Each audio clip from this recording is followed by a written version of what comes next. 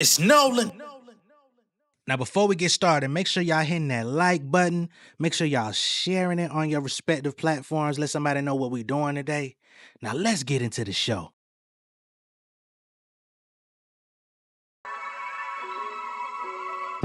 It seems I've been missing from the scene, but I'm always coming right back. In the city, just a couple niggas with me, cause I know I gotta watch my back. And I'ma be the realest when the dog falls out. And I'ma still be standing when the sky fall out. They say it's gang gang till it's time to roll out. But when them things bang, where them niggas at now? Real nigga for life. They thought I disconnected from my essence, huh? Rocking shades, but never blocking my blessings, Come from a place where it's dreary like fatal fury. The hardest fight that you face is a jury. We never worried, nigga. Ain't seen a marriage providers coming, we grown for it. Gun smoking, new pause. Death stuff in new force. True gold, blue tour, shooting at your coupe door. Niggas catch a body, then rap about it on TuneCore. That's why I'm distant in my DMs. Rappers trying to be friends, but I don't think to me sin. I've been on some business, building LinkedIn. Signature like in stores. Won't even touch your fucking track without an invoice. Develop habits to elevate in my brackets. I notice most of my peers to get comfortable being stagnant over 10 years. Trying to plant my feet in the ground, but not a taste of victory is about as sweet as it sound. What's going on, beautiful people? It's the kid J Nolan here. Welcome back to another episode of Inside the Industry, your number one source for music, entertainment, commentary, and breakdowns. Hope everybody's doing well out there this evening. All right, so we got to do a music business deep dive a little bit today in this video because music executive Larry Jackson has found himself under fire recently, and he just filed a lawsuit against 100 John Does, claiming that there is some sort of industry smear campaign out there about him. Now, if you don't know who Larry Jackson is, he's the CEO and founder of the music the music company Gamma, right? Over the years, Gamma has put out projects by Snoop, Rick Ross, I think French Montana did some shit with them. Sexy Red is like their flagship artist. And they have some sort of ties to Drake, although we don't know the extent. Remember a couple years ago, Joe Budden was investigating, trying to see if Drake actually owned a percentage of stake. And he was trying to draw the parallel between all of the different features that he's done for Sexy Red and there being some sort of financial kickback on the equity side for working with her. Remember, Joe Budden did an interview with Larry Jackson asking him that very question. And Larry said, hey, man, I cannot divulge any of that information about who owns what or anything like that, but basically did confirm that him and Drake do have a friendship. They are close, and in any capacity that they can work together, he would love to, right? Didn't say yes or no, basically, but just said, hey, whatever we got going on, it is what it is, right? Right around the time that Iceman was about to hit from Drake, Larry Jackson's name started creeping up. I started seeing people saying that Gamma was another potential destination. Oh, excuse me, I forgot Kanye's Bully was released by Gamma as well. Now, if you don't recall, Kanye has mostly been ostracized from the music industry, right? Def Jam, let him go.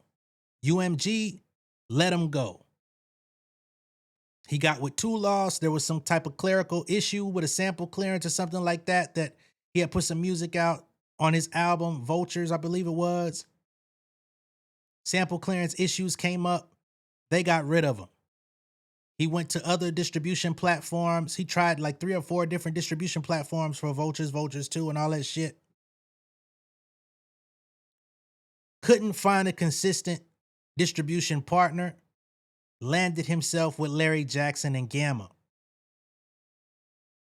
Now, as the talk is whether or not Drake is going to stay with UMG, renegotiate the contract, some people believe there's bees on the table and that UMG is going to break $1 billion in his pocket, although they have no reason to. There's also talks of him possibly going over to Gamma to effectively become an independent artist. Why he would need to go to Gamma to do that is anyone's guess. Right? They say he's the biggest. They say he's the most successful, the highest streamed, breaking Michael Jackson's records, all of this different type of stuff. Why doesn't he have the firepower to go independent on his own? He's been out for damn near 20 years. But they say that's also a potential destination, although his label, OVO, is under contract with Sony via Santa Ana. Anyway, all of that being stated, there's a couple websites out there surrounding Larry Jackson where they're claiming that he's some kind of crook and got all types of crazy shit going on. I'm going to visit those websites and try to get a little bit of a understanding of what they're alleging against him. And now he's filed a defamation suit again against over 100 John Does, claiming smear campaign. So here we are on this website. It says LarryJacksonExposed.com. Scammer exposed. Okay? Not Gamma, but scammer, as they say on this website. New leaks alert. 7 fresh receipts just dropped. Payment trail. Travis Scott Mirage. Kardashian handlers and more. This is a very detailed website. This is more than I was expecting it to actually drop into. But this is supposed to be some type of whistleblower website dedicated to him. Now, interestingly enough, we've been hearing about these types of websites for a while now where these things are trying to outline allegations against people, et cetera, et cetera. So it says here on the front page, scammer exposed, Larry Jackson Jr. and Gamma's Yeezy betrayal. So they're trying to wedge something between him and Kanye. They say leaked messages prove how Larry Scamson Jackson and Gamma Music Group faked sales, botched clearances, sparked label wars, and left Ye fighting alone while they scrambled behind the scenes. So now they're alleging that the sales for Kanye's Bully album was fake. Now remember, Bully was supposed, wasn't it a #1 album? Didn't it release on a fucking random ass day? I don't know a single person who actually listened to the motherfucker. But it was a #1 album, over 100 and something thousand sold. Something crazy. And nobody was bumping no music. All I saw was updates about how successful the project was. I didn't see nobody saying how good the music was. So they say $1 billion claim raise, paid Billboard cover. What's actually left? $10 million. Larry Jackson paid for a Billboard front cover claiming he raised $1 billion. Internal sources say Gamma is down to its last $10 million, $90 million burned with nothing to show for it. $159K total, only $48K real physical. And who the fuck bought physicals of that album? How were they even available? So I think there could be some legitimacy to this. I don't know how far it reaches, but I was absolutely suspicious of the success of that album because it just was strange. Gamma Music Group executive who promised Ye the world and delivered legal threats, fake sales, and total chaos. He positioned himself as Ye's partner at Gamma. Instead, he created a perfect storm. Fake Billboard promises, clearance disasters with Atlantic, and full office panic when the numbers came in. When Sexy Red's manager showed up with LA Crips muscle, Snoop Dogg had to intervene. The company burned through $90 million. Oh, I forgot Snoop was did I say Snoop earlier? The company burned through $90 million of a reported $100 million raised, most of it on private jets, luxury lifestyle, and vanity PR, including a paid Billboard magazine front cover, falsely claiming $1 billion fundraise. Do I believe he blew all that money? No, I don't. But let's go further. They say no client retention just advances and exits.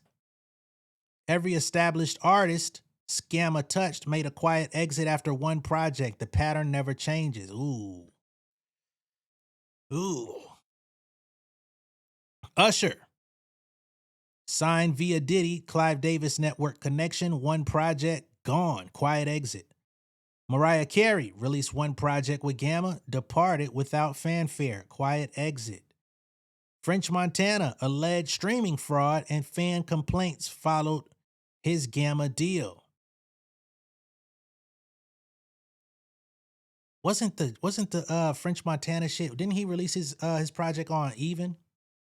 Didn't he have a Drake feature that got cease and desisted?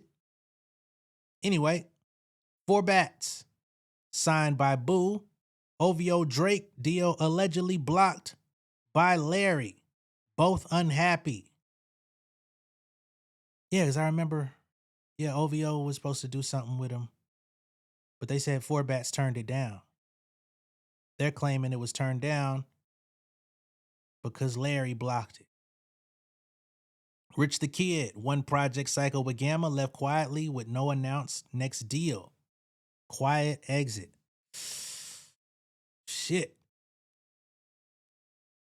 Every receipt, every fed. This is a lot. They did a lot of shit. Kardashian adjacent industry source. Larry and his wife Stephanie Suganami, aka Stephanie Shepard, have deep Kardashian ties. I mean, that's not surprising. With Steph being Kim Kardashian's ex-assistant, she's become a very important agent in keeping Kanye under Kardashian control. So they really trying to come between Kanye and Larry, seems like. They want to get Kanye away from him. Who this is, I don't know. Publicly known by her former name, Stephanie Shepard, is, y'all already outlined that. Larry's partner, Ike Youssef, has grown increasingly frustrated. He knows this is all Larry's fault and is tired of being undermined by Larry in all decisions. In 2025, after 2 full years of operating and raising many frivolous spending red flags, such as his expensive red wine habit on the company card, red wine, come on, dog, he was forced to cut 50% of his staff and overhead costs. Any deals or payments over $500,000 must receive board approval. At comparable major record label structures, executives do not need corporate approval until deals reach over $1 million. I'm not surprised by that either. That's not a... Come on, man. Y'all gonna have to come stronger than that. And I'm not advocating for the nigga. Hell, that bully shit was a red flag enough for me, but y'all gotta come with some more shit. Mariah Carey's a good person. She's not allowed her team to rip her away from Larry too quickly and publicly. However, her team is still upset due to the fake direct-to-consumer purchases that were made for her album getting caught and his consistent attempts to overstep into management affairs. So they claim that he produced fake sales for Mariah Carey's album. Travis Scott is not coming to save him. Larry pays Travis manager David Stromberg $400,000 a year as a consultant just to be able to come around and take pictures. Since these leaks occurred, payments have been isolated and found where Larry made direct payments to known stream manipulation, botting, and fraud direct-to-sale companies from Gamma bank accounts.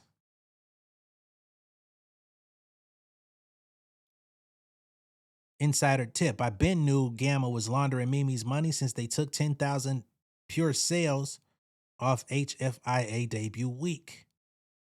Everyone is unfollowing and leaving Gamma. Mariah already left. Usher doesn't follow him. Rich the Kid, 4 Bats, neither. Okay. Damn, J Don is signing him too? The new R&B kid.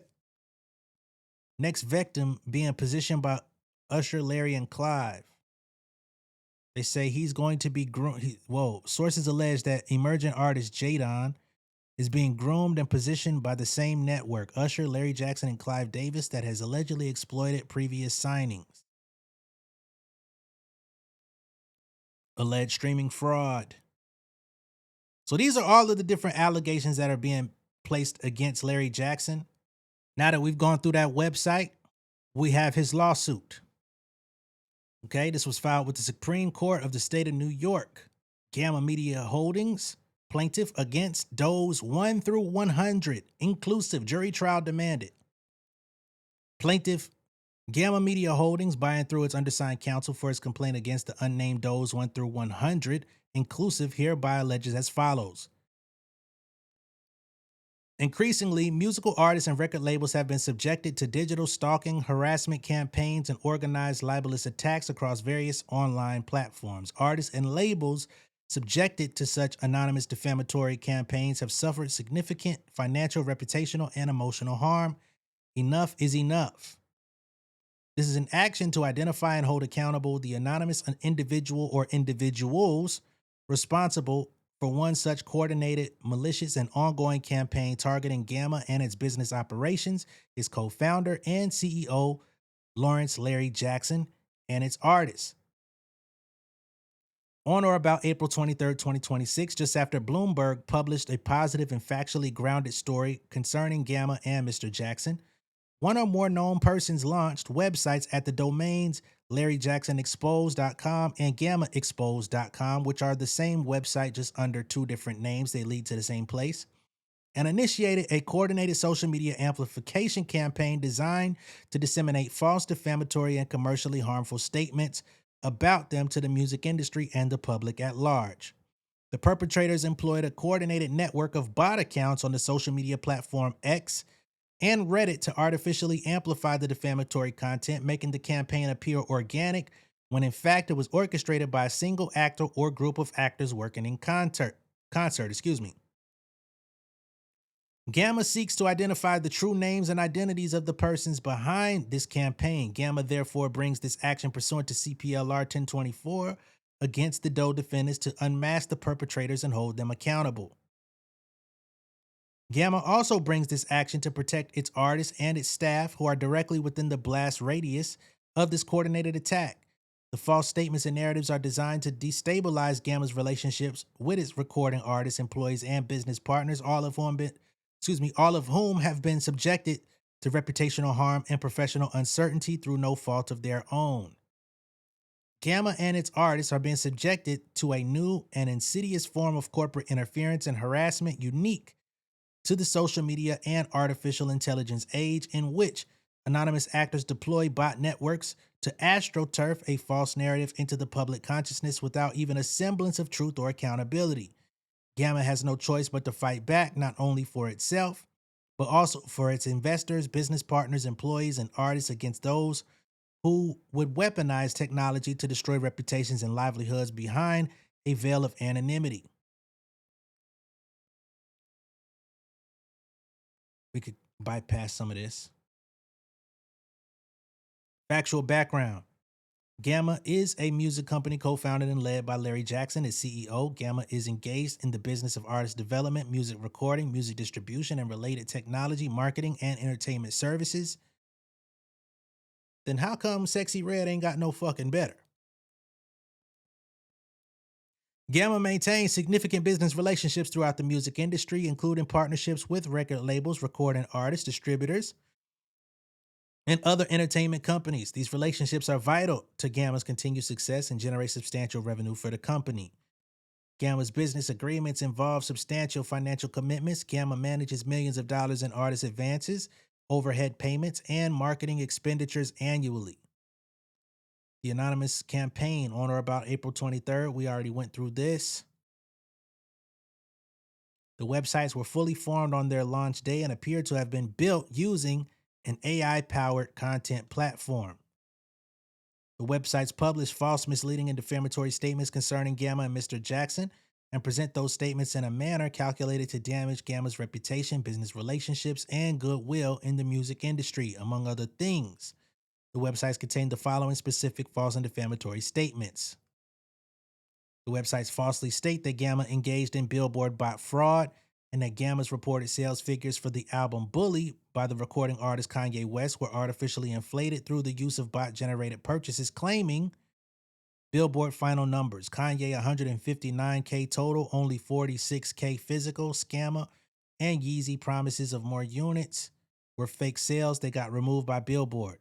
The website's further state looked like the last minute Billboard bot fraud plan didn't work. Ye did higher numbers releasing independently. So I think he sold over 200,000 when he did it himself for the Vultures project. The websites falsely state that Gamma is running out of money and that Mr. Jackson is down his last 10 million of the 100 million he raised, and further accuse Mr. Jackson of embezzling investor funds for private flights, grandiose lifestyle, personal PR, and legacy artist signings to enhance image and status. These statements falsely impute financial mismanagement, insolvency, and criminal embezzlement to Gamma and Mr. Jackson. The websites falsely state that Mr. Jackson lied to Gamma staff about a contractual provision with Kanye West, claiming that Mr. Jackson told employees he had signed an agreement that Kanye would be dropped if he had any racist or anti-Semitic outbursts, but that when his contract got uploaded to company files, they found out he lied to them. This statement falsely imputes dishonesty and deception in Mr. Jackson's management of Gamma. The websites refer to Mr. Jackson as Larry Skamson and to Gamma as Scammer throughout, framing the entirety of Gamma's business as a fraudulent enterprise. The websites falsely state that Mr. Jackson paid for a Billboard front cover claiming he raised $1 billion and imply that Gamma has raised instead $100 million and burned through 90 with nothing to show for it. The websites falsely state that Gamma was laundering Mariah Carey's money and inflating her album's first week numbers to make Gamma accounting and investor reports look healthier than they actually were, and that Miss Carey had already left Gamma and had made a quiet exit. The websites falsely state that Usher was gone from Gamma after one project and had made a quiet exit.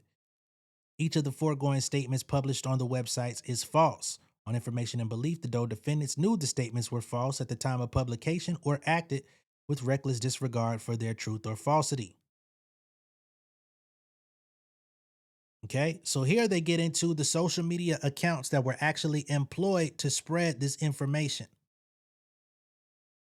On or about April 23rd, 2026, a social media account on X, formerly Twitter, using the handle Johnson Janine 5, published the first post referencing and promoting the websites. On the same date, a verified X account using the handle I am Dory 1, associated with the name Ilana FX, also posted content promoting the websites and placed the website's domains in its account bio. Ooh.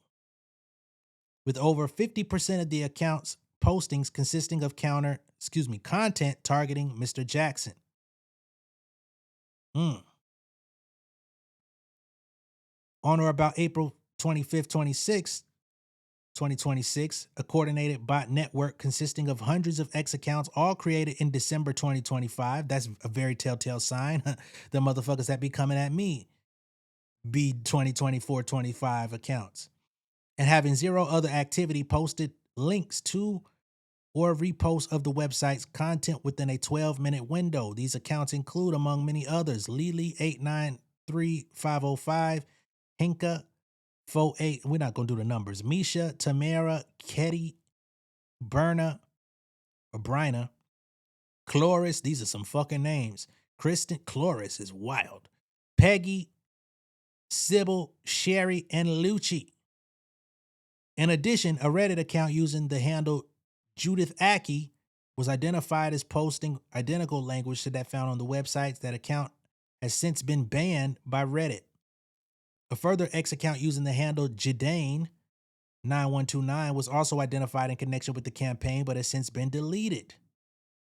Media coverage and industry dissemination. On or about May 7th, the celebrity news outlet Page 6 published an article entitled Mystery of Anonymous Industry Figure Behind Sinister Smear Campaign Against Super Agent Ari Emanuel, which discussed the Larry Jackson Exposed website and noted that it took aim at Gamma co-founder. The article further reported that the websites had been passed around the music industry C-suites during that week. So his counterparts in the industry, in the executive positions, were being alerted about this website. Harm to Gamma. This reputational warfare has caused and continues to cause substantial harm to Gamma, including but not limited to damage to Gamma's reputation and goodwill in the music and entertainment industry. 2, damage to Gamma's existing and prospective business relationships with recording artists, labels, and other industry participants. 3, interference with Gamma's contractual relationships and reasonable business expectancies. 4, loss of revenue, business opportunities, and competitive advantage. And 5, the cost of investigation, security measures, and legal action necessitated by the campaign. The harm is ongoing because the websites remain accessible and the defamatory content continues to be disseminated. Gamma's diligent efforts to identify the Doe defendants. Gamma has conducted a thorough investigation into the campaign and identified the technical infrastructure of the websites and the social media accounts involved in the amplification campaign. However, Gamma has been unable to determine the identity of the person or persons who created the websites without legal process. The coordinated bot network suggests either that the Doe defendants possess the technical capability to deploy social media bot campaigns and or that they utilized a commercial platform with social amplification features built in. First cause of action, defamation/defamation per se. The Doe defendants published the false statements of fact on the websites and through the social media accounts described above. The defamatory statements were published to third parties, including music industry executives, business partners, media outlets, and the general public. I'm sure some of y'all have probably seen Ray Daniels' coverage talking about this as well. The statements are defamatory per se because they tend to injure Gamma in its trade, business, and profession by, among other things, imputing the commission of serious crimes, imputing misconduct, dishonesty, and unfitness in the conduct of Gamma's business, including false accusations of lying to employees, blocking artists from better opportunities, and paying for false press coverage. 3, tending to injure Gamma in its trade and profession by characterizing the entirety of Gamma's business as a fraudulent scheme called scammer. And 4, exposing Mr. Jackson to public contempt and ridicule through, among other things, false allegations concerning his personal life and business practices. The defamatory statements were made with actual malice, that is, with knowledge of their falsity, or with reckless disregard for their truth or falsity, or alternatively with negligence as to their truth or falsity. As a direct and proximate result of the Doe defendants' defamatory statements, Gamma has suffered and continues to suffer damages, including harm to his reputation, loss of business relationships, loss of revenue, and other compensatory damages in an amount to be determined at trial. See, this is a legit defamation case. Even if I don't support Sexy Red, Kanye, and I think his alignment with both of them speaks to underlying deficiencies in his character, I do understand how this website could cause reputational harm. You know what I'm saying? I'm a reasonable person.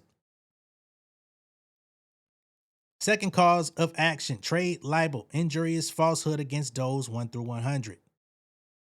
The Doe defendants published false statements disparaging the quality of Gamma's business and its business practices and the integrity of its operations, included but not limited to the specific false and defamatory statements set forth in paragraphs 19A through 19G above.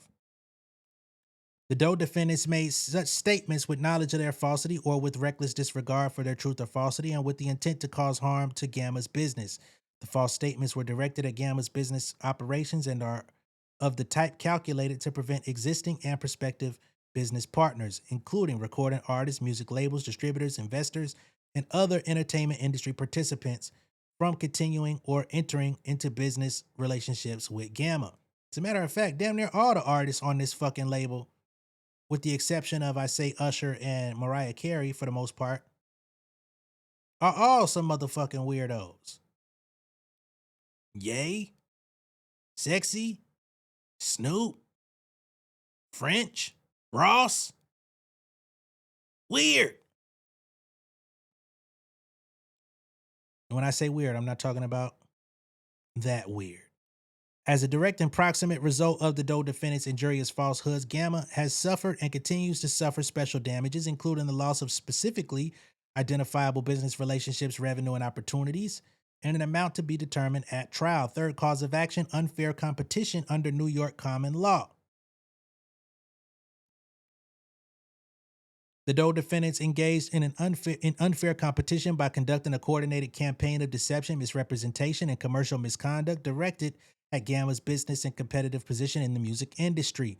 The nature and type of information published on the websites indicate that the Dole defendants are persons seeking to gain a competitive advantage in the entertainment marketplace by destroying Gamma's reputation and diverting its business relationships to rival companies.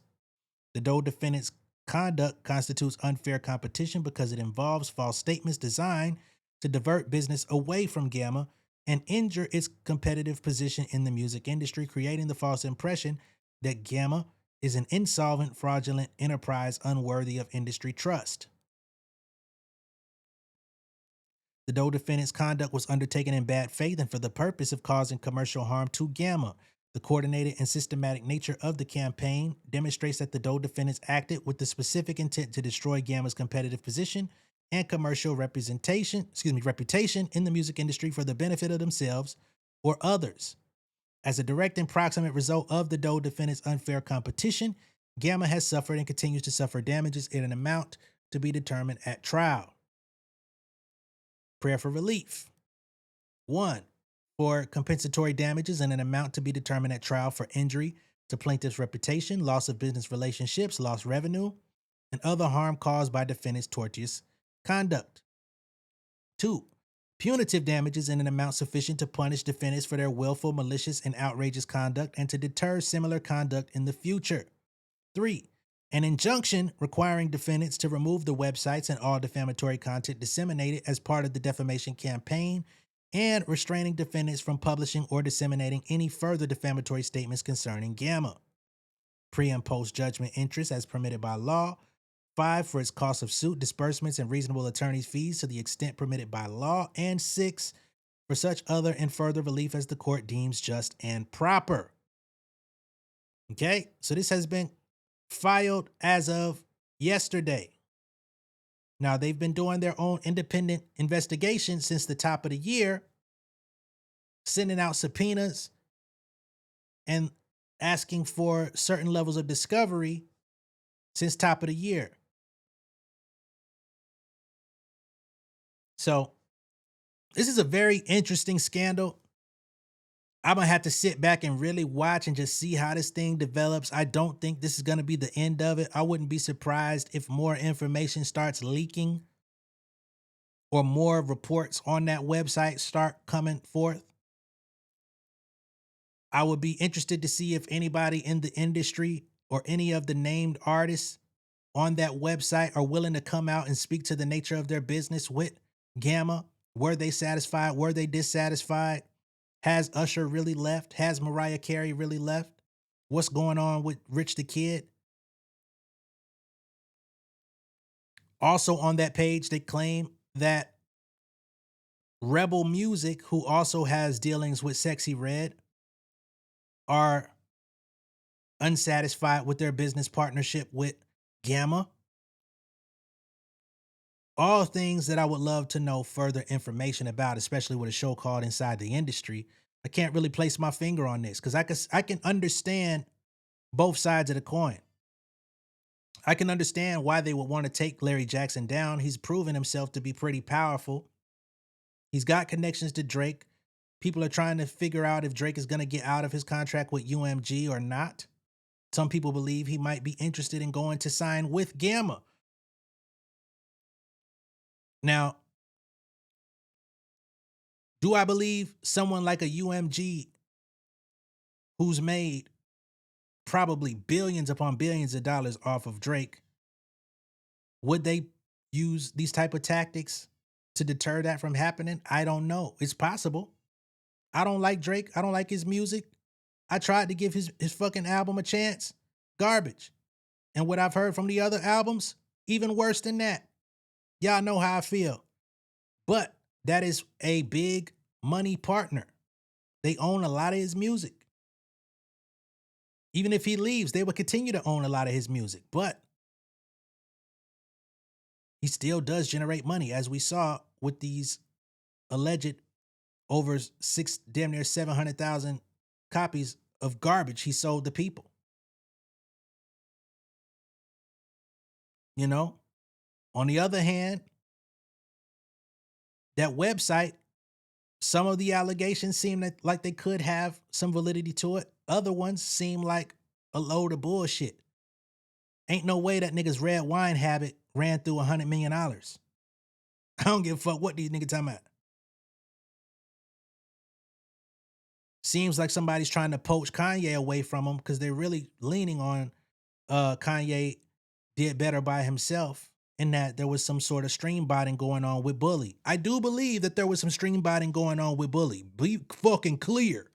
Because who the hell really listened to it? So again, I'm somewhere in the middle just watching this shit unfold.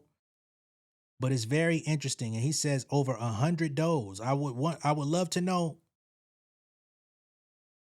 what his inkling is for over 100 motherfuckers' involvement. Going back in time here, when Gamma was brought out, here's some screenshots of coverage of the company. They say, it's not often you see an executive have an actual relationship with an artist in a sense of hanging with them socially or going for a hike, adds Roy Lamanna, CEO of Videa, which is a company that was also purchased by Larry Jackson through Gamma. In Videa, you can distribute content, music, etc.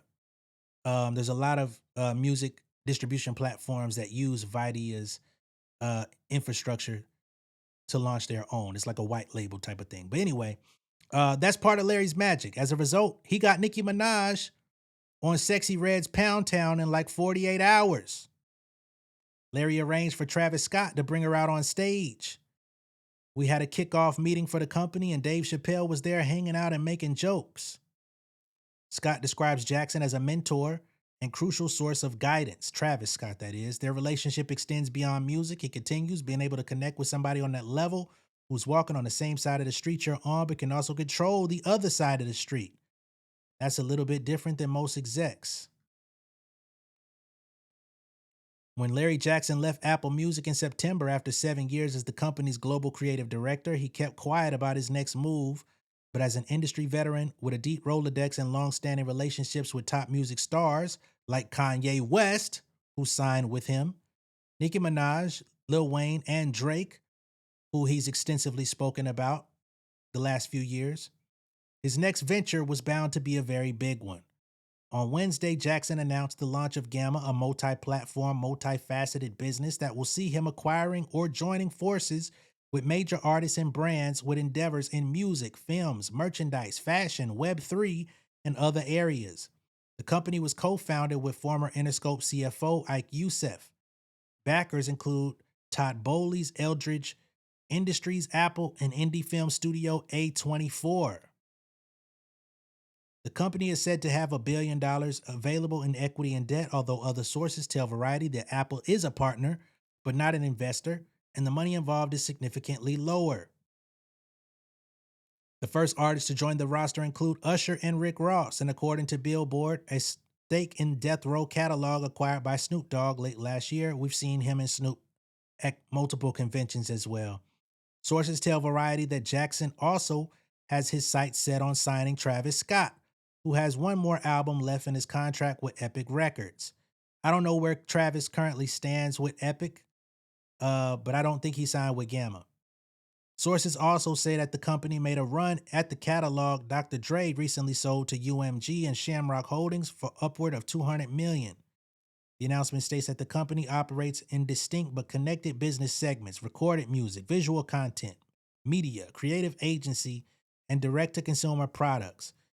Gamma's capabilities revolve around 3 pillars: content creation, content distribution, and development of the artist-centered business enterprise.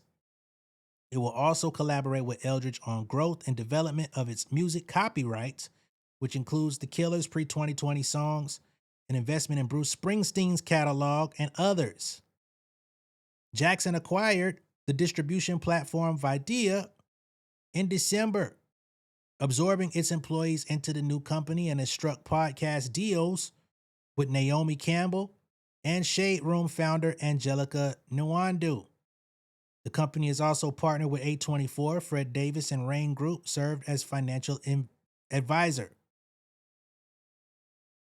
Interesting that they working with the Shade Room. You know who you see on that motherfucker all the time. It's sexy. The announcement was hinted this week in characteristically low-key fashion, with enormous billboards on Sunset Boulevard, LA and New York. Jackson's new venture also aligns him with L.A. Reid, the former chairman of Epic Records, Island Def Jam, and Arista, who sold his independent label, Hitco, to Concord. Sources say the team is working to acquire the rights to the final album in Usher's contract with RCA in exchange for an undisclosed amount of money and a percentage of the project, with Reid overseeing the album's production. So these are just some details from early evolution of Gamma. The website alleges that all of these different partnerships are now unhappy. Y'all remember Drake on Family Matters, where Metro Boomin had claimed that a cease and desist was sent out for Like That, and they were putting a cease and desist on the We Don't Trust You album, and Drake came out and said a cease and desist is for hoes. We've been seeing cease and desist flying around in the industry, but Joe Budden had a conversation with Larry Jackson, where Larry actually confirmed the cease and desist that was sent to French Montana. Aside or anything, the cease and desist letter was a real thing. I thought that was really funny in January. But other than that, I got no dog in this race, man. But I don't know why. Why would I send my friend a cease and desist on a mixtape? That was mad. You know, we all have different senses of humor. You know what I mean? I thought it was funny. I don't think anybody was really trying to be nefarious. I just thought it was a joke. Well, them dudes sure felt like he was trying to be nefarious. Huh. Listen, man, I love everybody involved, man. That's true. That's true. We know. I love everybody involved, and I will say this though. It's interesting that the people who sit at the top of the skyscraper in the Ivory Towers just love this because they make so much money off of it. You know what I mean? It's like funny because like they watch us and let us fight with each other, and then go into the marketing meeting later on that day and ask how many streams their music got. So this is in 2024. This is why the Kendrick and Drake beef is fully going. And he says, I find it very funny that everybody that sits at the ivory tower of the music industry sits back and lets these guys go at each other, diss each other, say whatever they want about families, et cetera, et cetera. And they go into the board meeting and say, how many streams did we get today? How much money did we make? And just a couple years later, now we have these websites coming out against them. I don't fuck with Gamma's artists. There's not a single artist, with the exception of I might listen to some Usher here and there. I will check out Ross just to hear what the beats is talking about. Excuse me. But everybody else over there, I don't even listen to Mariah Carey in 2026. What? Excuse me. So it ain't like I got no cape for the nigga. But again, I sit in the middle and I'm just going to watch this thing unfold, but I do find it interesting that he's made these statements and he stood on these statements multiple times. And here we are. But again, I do believe that there was something going on with those streams with Kanye. I don't think that shit was organic at all. So let me know what y'all think of all this down below in the comments. Be sure to like and share this video. If this is your first time seeing me on YouTube, go ahead and subscribe to the channel, become an insider. I will catch y'all on the next one. Y'all be good out there, man. Peace.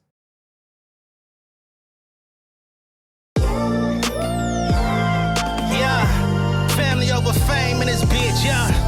The glory of living righteous is setting in. My street knowledge and education's a perfect blend. Young mogul, independent, I've been setting trends. The first one from my family to be faithfully wed. Fuck niggas and the horses that they riding on. I see this shit from all angles like a polygon. I'm never politicking, the drama be piling on. Father and greats unacknowledged like I'm Bobby Bonds. Conversation with my lady about the paper route 5 sick bank accounts. Every day I make it count. They down talking my commentary for hating now. Well, I can take it cause I'm bodying your favorite now, please. I could do this shit in my sleep. I been writing for these niggas, y'all read it and weep. I been fighting these niggas if you speak on the street. I turn your birthday party into New Year's Eve. Don't let me take it there. We ain't playing fair. This the ATL, Southside nigga moving furniture like Wayfair. Life on hold, no insurance for your healthcare. Lifeline gone, so you wanna be a millionaire? Well, let me tell you about this world I built. The women I dodged, the niggas that I read for filth. The sympathy cause consulting for the stacks I built. I had to evolve and grow cause I could've